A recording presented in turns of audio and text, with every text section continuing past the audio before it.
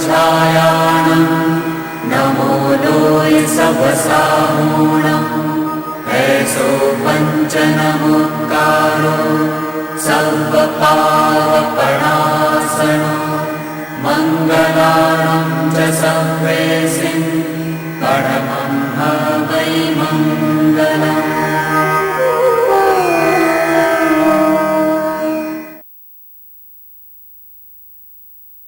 संतप्त मानस शांत हों जिनके गुणों के गान में, वे वर्धमान महान जिन विचरे हमारे ध्यान में।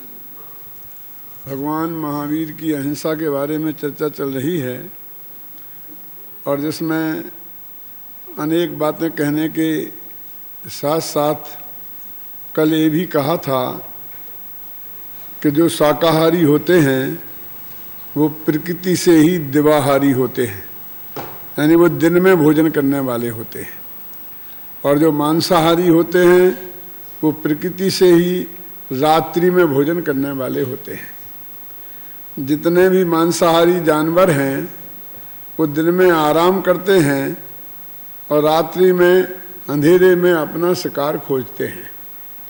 जितने ही शाकाहारी जानवर हैं, पशु पक्षी हैं, वो दिन में अपने आहार को खोजते हैं और रात्रि में पूर्ण विश्राम करते हैं। मनुष्य चूंकि प्रकृति से शाकाहारी है, उसकी सारी चीजें शाकाहारियों से, पशुओं से मिलती जुलती हैं, इसलिए वो प्रकृति से ही दिन में भोजन करने वाला है। और भगवान महावीर के सिद्धांतों में भी दिन की भोजन पर बहुत वजन दिया है। बहुत से लोग इसके विरुद्ध एक तर्क देते हैं कि हमारी दिन में ही भोजन करेंगे तो दो भोजन के बीच में जितना गैप रहना चाहिए उतना गैप नहीं रह पाता है, और रात्रि में एकदम बहुत ज़्यादा गैप पड़ जाता है।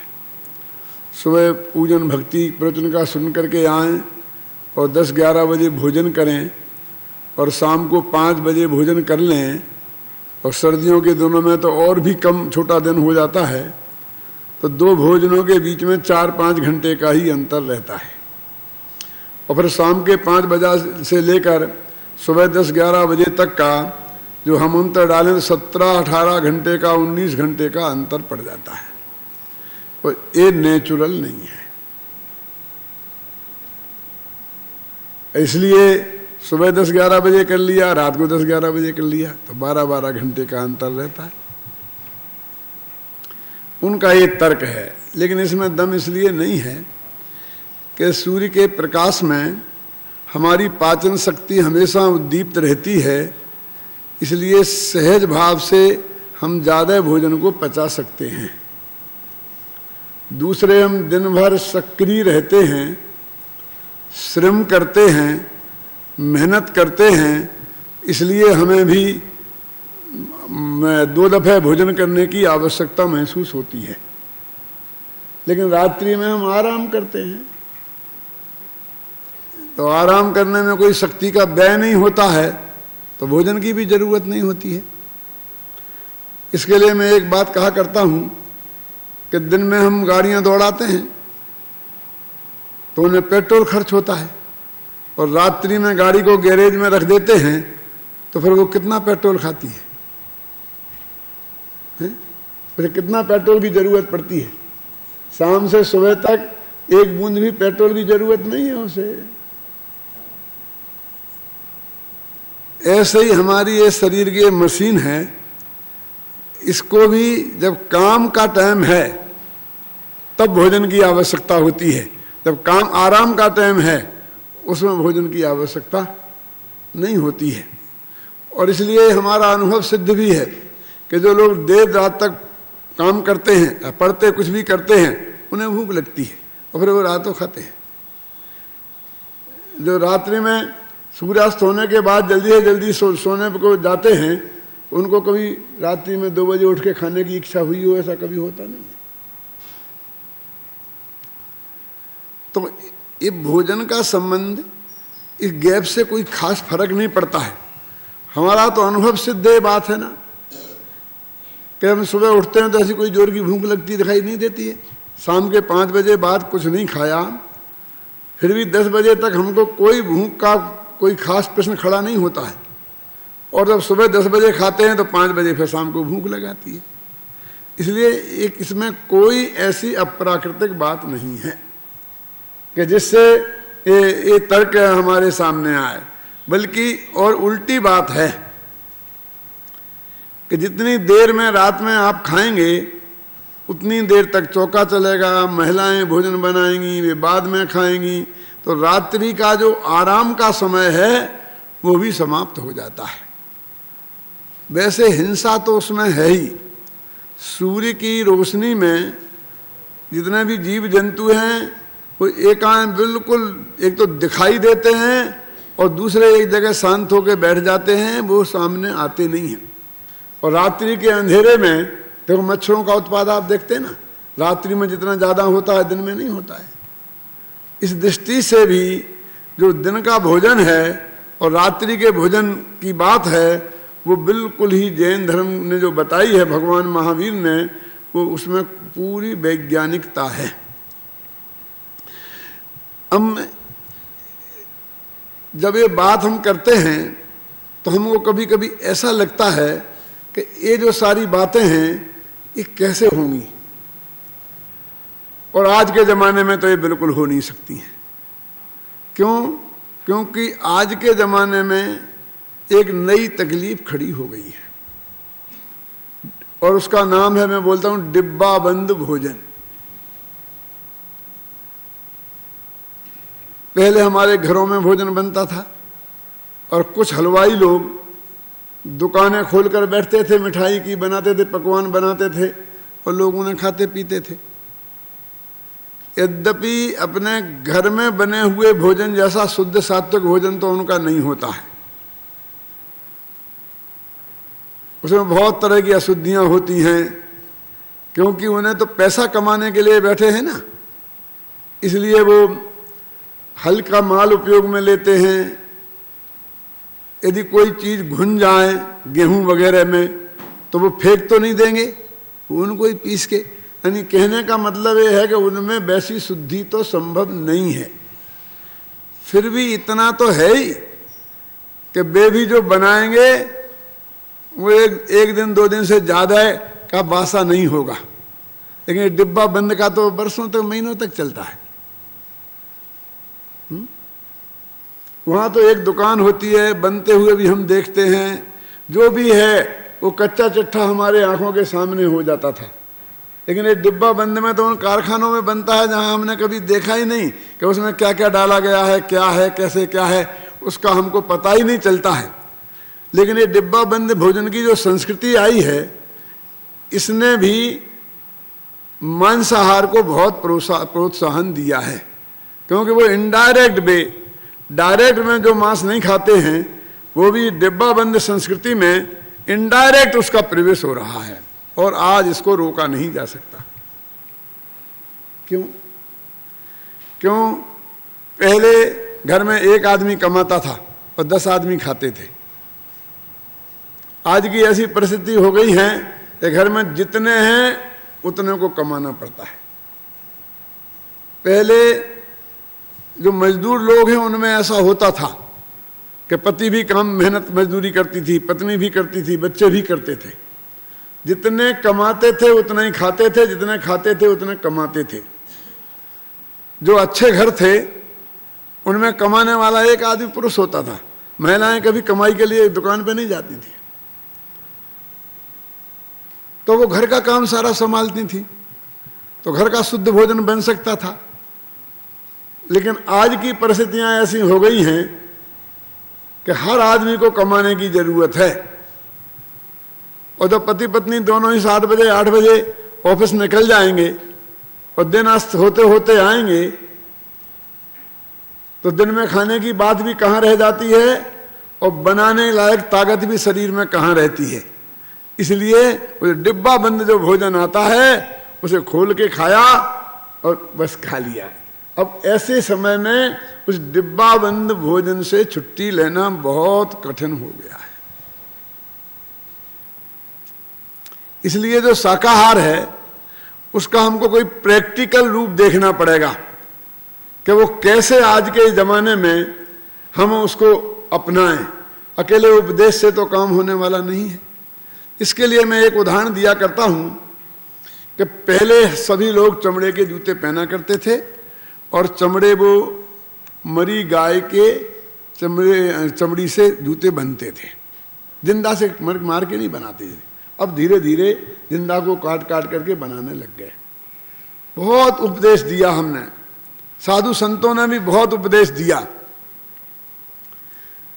लेकिन कोई उन्हें छोड़ नहीं सका। क्यों?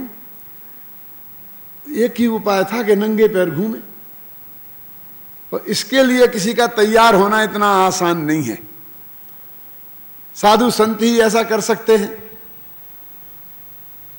तो हजारों के उपदेशों ने वो कोई काम नहीं किया, लेकिन मार्केट में जब रैगजीन के जूते चमड़े जैसे ही उनसे भी अच्छे और उनसे 1/4 कीमत में उपलब्ध होने लग गए, तो अपने आप लोगों ने बिना उपदेश के ही चमड़े के जूते पहनना छोड़ दिया, उन्हें अपना लिया।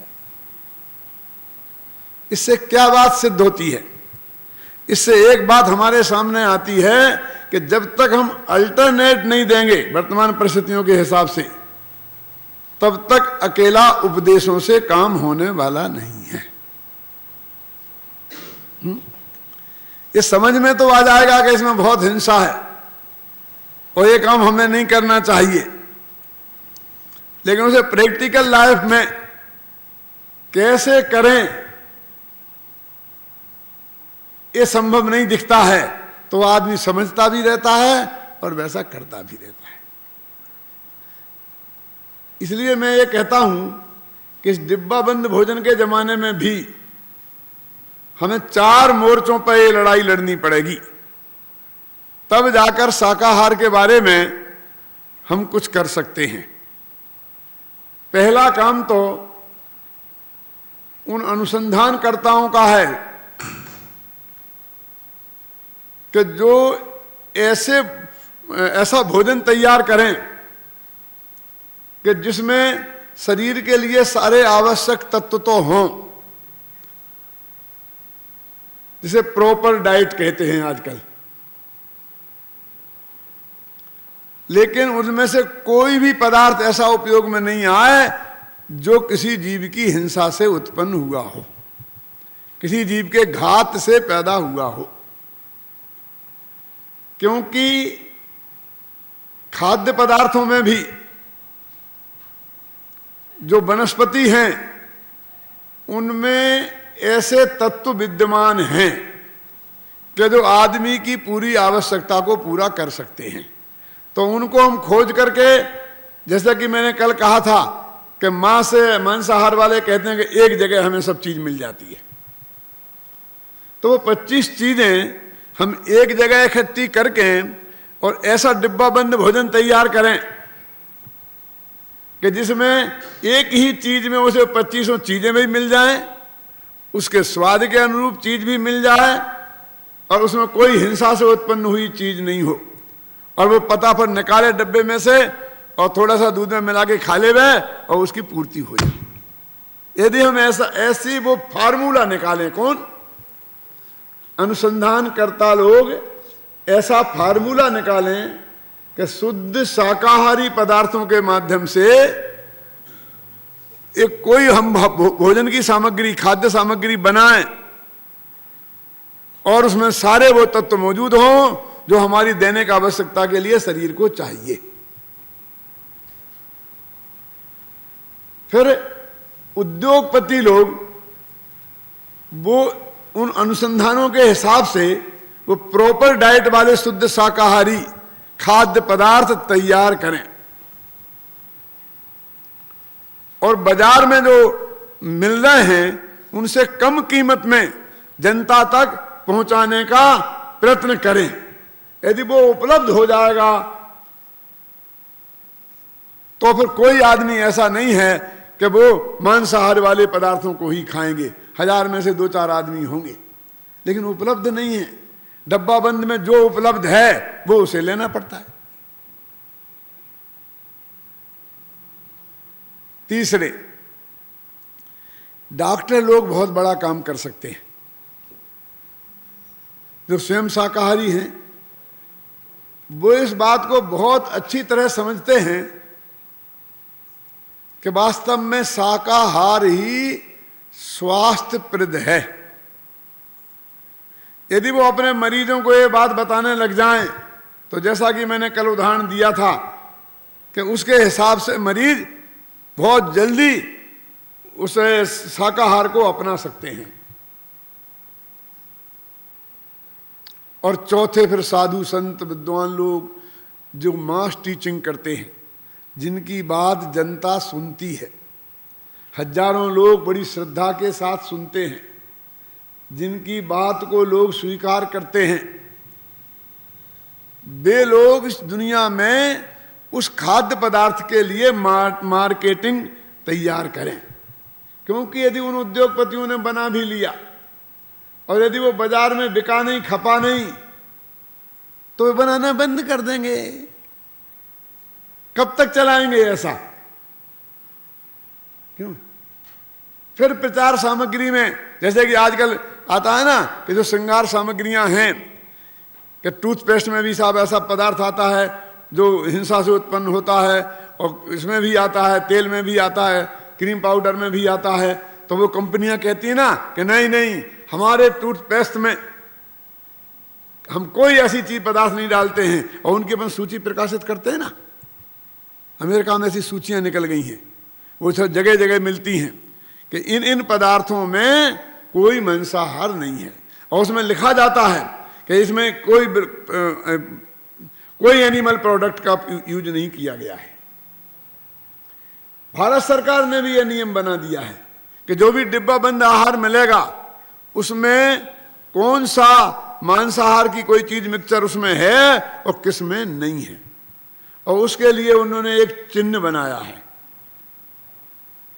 क्या शायद एक हरे रंग का, मुझे याद नहीं पूरा, जो आप समझ देख लेना कि हरे रंग का जो चिन्ह है वो जिस डब्बे पर ऐसा गोल गोल बना हुआ हो, एक बिंदी जैसी रखी है, तो वो शुद्ध शाकाहारी है। और जिस पर गुलाबी रंग का, जैसे कि खून का रंग होता है, इस टाइप का जो कोई चित्र बना है, ऐसी बिंदी रखी है, तो वो इसलिए क्योंकि लिखने में अंग्रेजी में लिखें कि हिंदी में लिखें कि कन्नड़ में लिखें कि गुजराती में लिखें, कितनी भाषाओं में लिखें, वो कारखानों के उत्पादन तो सारे देश में बिकते हैं। और जिस देश में सैकड़ों भाषाएं हों, एक भाषा में लिखने से काम नहीं चलेगा। तो ऐसा कोई निशान बनना चाहिए, जैसे पुलिस का निशान होता है ना, कि उसे दूर से देख के आप समझ जाएंगे यहाँ पुलिस का थाना है। जैसे फैमिली प्लानिंग का निशान होता है ना, त्रिकोण, यहाँ दूर से ही देख के आप समझ जाएंगे यहाँ फैमिली प्लानिंग की जगह है। ऐसे अस्पताल का निशान होता है ना, तो क्रॉस बना रहता है, उसे दूर से ही समझ जाए कि रेड क्रॉस है, यहाँ कोई अस्पताल वगैरह की व्यवस्था है। ऐसे ही दूर से ही उस बात को पढ़े लिखे और बिना पढ़े लिखे लोग भी समझ सके।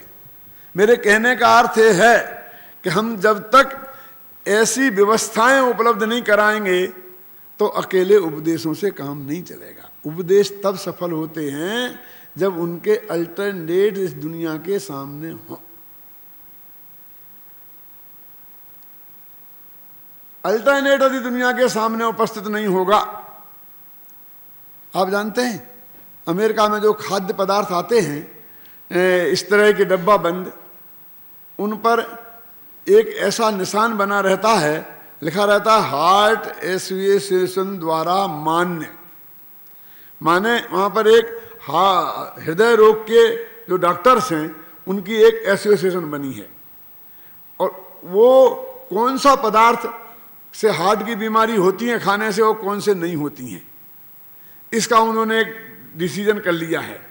तो जो वो डब्बा बंद वाले हैं उनके पास जाते हैं और वो बताते हैं कि हमने क्या क्या चीज़ डाली है, उसकी वो जांच करके, और यदि उनको ये उचित लगता है कि इसमें ऐसी कोई चीज़ नहीं है कि जिससे हार्ट को तकलीफ पहुंचाएगी, तो वे उसे मान्यता दे देते हैं। जैसे अपना वो ऐसा क्या कोड लगा रहता है ना, कोई सी अच्छी वस्तु के लिए ऐसा उन्होंने बनाया है, उस पर लिखा रहता है कि हार्ट एसोसिएशन द्वारा मान्य। तो सबसे ज्यादा बिकने लग गया वो। उस पर लिखा था फैट फ्री, कि इसमें कोई फैट नहीं है, कि 1% फैट है, कि 2% फैट है। फैट माने चिकनाई। तो ये लिखा रहता है, तो उसके आधार पर वो देखकर खरीदते हैं। और अब जिनको हार्ट की बीमारी है वो तो ऐसा करते ही हैं, जिनको हार्ट की नहीं है वो इस डर के मारे कि हार्ट की बीमारी ना हो जाए। आप ये चिंता मत करें कि लोग खरीदेंगे कि नहीं खरीदेंगे। आपको ये जानकर आश्चर्य होगा कि जिसमें 5% 10% फैट होता है ऐसा दूध यदि 20 रुपए किलो मिलता है तो फैट फ्री दूध 30 रुपए किलो मिलता है, और लोग वो ज्यादा बिकता है। फैट निकाल ली तो फैट का भी तो कुछ, घी का भी तो पैसा खड़ा होगा नहीं। माने वो भी, जैसे मैंने कल बोला था ना, ये बोतल पानी आप 10 रुपए में खरीद सकते हैं स्वास्थ्य के पॉइंट ऑफ व्यू से।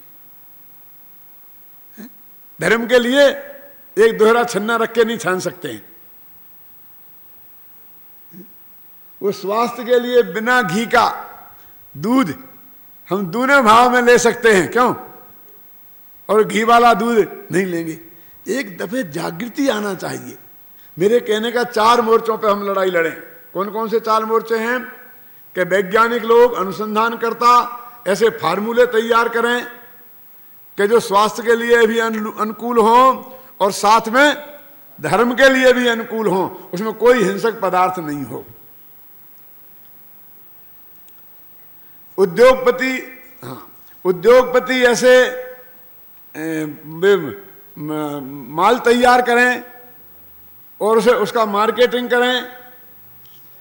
डॉक्टर लोग उनको प्रिस्क्राइब करें, वे बताएंगे ये लेना चाहिए। सफोला तेल डॉक्टरों ने सपोर्ट करना शुरू कर दिया तो वो ही बिकने लग गया। क्यों? घी से दूने भाव बिकने लग गया कि नहीं? 150 रुपए की बोतल एक सफोला घी लाते हैं, घी उतना 100 रुपए में आ जाएगा। आप डॉक्टर लोग यदि ये काम करें तो बहुत सफलता के साथ में ये काम हो सकता है। और चौथे लोग, संत लोग, विद्वान लोग अपने जगह जगह जनमानस इसका तरह तैयार करें। और आज के ज़माने में तो ये टीवी का साधन हो गया है ना, इसके माध्यम से एक ही आदमी लाखों लोगों तक इस संदेश को पहुंचाया जा सकता है। जहां एक और रोजाना ऐसे नारे लगाए जाते हैं, संडे हो या मंडे, रोजाना खाओ अंडे, उन्होंने वो समय खरीद लिया है और उस पर ये नारे लगाते हैं। तो क्या हम लोग वो समय नहीं खरीद सकते हैं कि हम जो कहें चाहे संडे हो या मंडे कभी ना खाओ अंडे? कहने का अर्थ ये है कि हम ऐसे तर्क व युक्ति से हम जनता को ये बात समझाएं तो ये बात अवश्य हमें सफलता प्राप्त होगी और होगी। और ये काम होने लायक है, नहीं होने लायक नहीं है। इसलिए भगवान महावीर के अहिंसा सिद्धांत के अनुसार हमारा जीवन कैसे होना चाहिए उसकी चर्चा अपन ने अभी की। शेष कल। ओम शांति शांति शांति।